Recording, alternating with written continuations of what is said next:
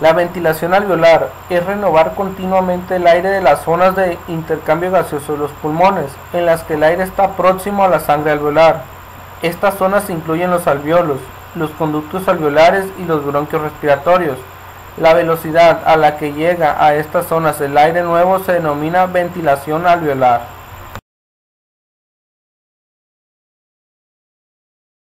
La circulación pulmonar inicia en la aurícula derecha, ventrículo derecho, tronco pulmonar, arterias pulmonares derecha e izquierda, las cuales brindan las arterias lobulares superiores derecha e izquierda. La arteria lobular inferior del pulmón derecho y la arteria intermedia, que se dividen en arterias lobulares inferiores y media del pulmón derecho. Todas esas formarán las arterias segmentarias terciarias. El retorno venoso ocurre por medio de las venas pulmonares que drenan en la aurícula izquierda.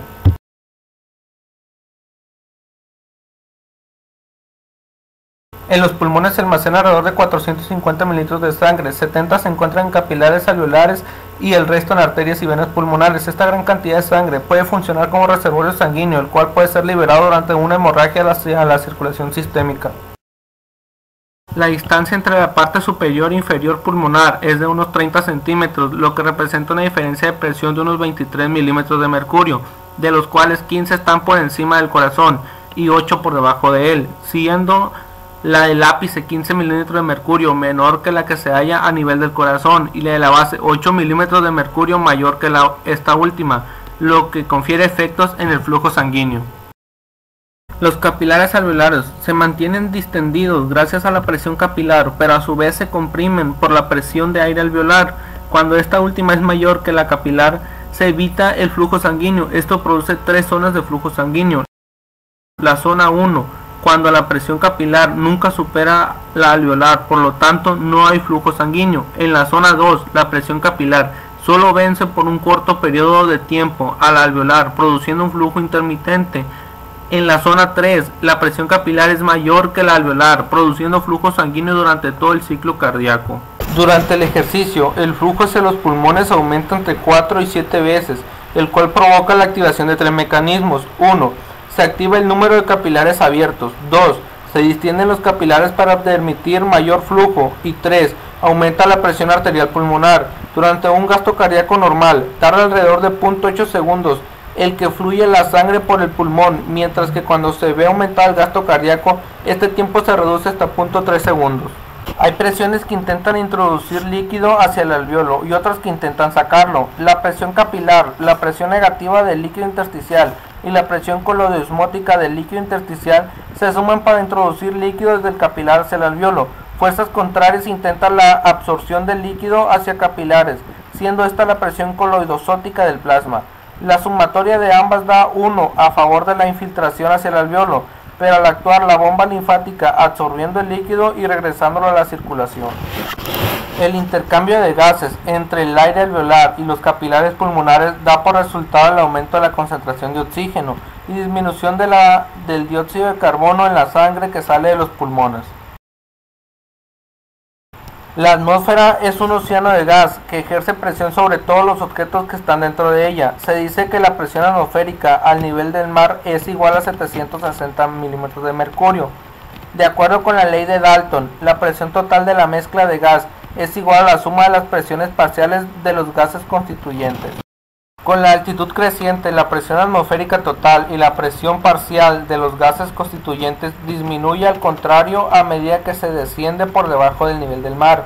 Como en el buceo con tanques de oxígeno, la presión total aumenta una atmósfera cada 10 metros.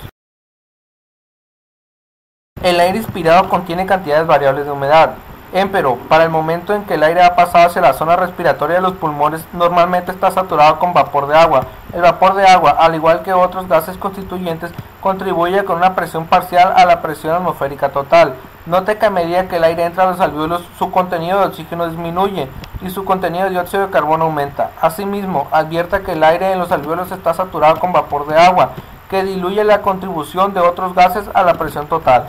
La enorme área de superficie de los alvéolos y la distancia de difusión corta entre el aire alveolar y la sangre capilar ayudan con rapidez a llevar el oxígeno y el dióxido de carbono en la sangre y el aire hacia un equilibrio. Cuando un líquido y un gas, como la sangre y el aire alveolar, están en equilibrio, la cantidad de gas disuelta en el líquido alcanza un valor máximo. De acuerdo con la ley de Henry, este valor depende de 1. La solubilidad del gas en el líquido, 2. La temperatura del líquido y 3. La presión parcial del gas. Hablando de las presiones parciales de gases en la sangre, y gracias a sus mediciones por electrodos, ha sido posible saber que la sangre en las venas sistémicas, que es llevada a los pulmones por las arterias pulmonares, por lo general tiene una presión de oxígeno de 40 milímetros de mercurio y una presión de CO2 de 46 milímetros de mercurio. Después del intercambio de los gases en los alvéolos de los pulmones, la sangre en las venas pulmonares y en las arterias sistémicas tienen una presión de oxígeno de alrededor de 100 milímetros de mercurio y una presión de CO2 de 40 milímetros de mercurio. La presión sanguínea pulmonar baja produce menos presión de filtración que la producida en los capilares sistémicos y así proporciona protección contra edema pulmonar. La constricción de las arteriolas pulmonares, donde la presión de oxígeno alveolar es baja, y su dilatación, donde la presión de oxígeno alveolar es alta, ayuda a hacer coincidir la ventilación con la perfusión. El término perfusión se refiere al flujo sanguíneo.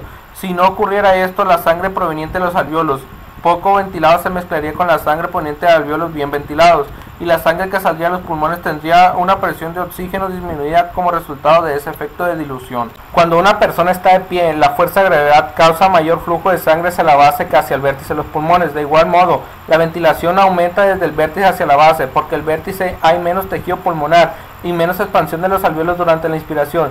No obstante, el aumento de la ventilación desde el vértice hacia la base no es proporcional al incremento de la perfusión sanguínea. Así, la proporción entre ventilación y perfusión en el vértice es alta, mientras que en la base de los pulmones es baja. De este modo, desde el punto de vista funcional, los alvéolos en el vértice de los pulmones están ventilados en exceso y son de mayor tamaño que los alvéolos en la base. Esta desproporción de las proporciones entre ventilación y perfusión es normal y en su mayor parte la causa de la diferencia de 5 milímetros de mercurio de la presión de oxígeno entre el aire alveolar y la sangre arterial.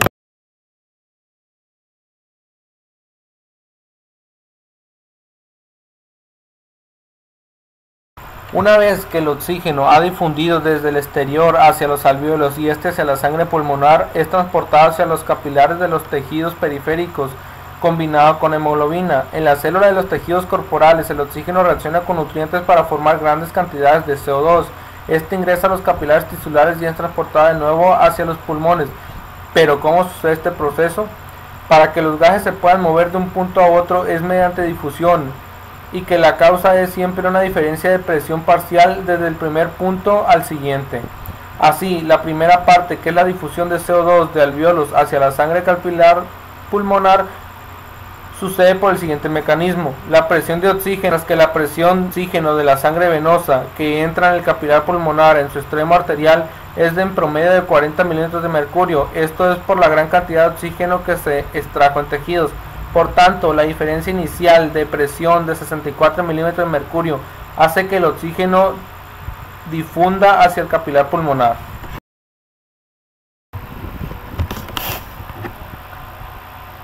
Cuando la sangre llega desde los capilares periféricos, la presión de oxígeno sigue siendo 95 milímetros de mercurio y la presión de oxígeno en el líquido intersticial es en promedio 40 milímetros de mercurio. La diferencia inicial de presión hace que el oxígeno difunda rápidamente hacia los tejidos, por lo que la presión de oxígeno parcial de oxígeno disminuye hasta 40 milímetros de mercurio, igual a la que hay en el intersticio.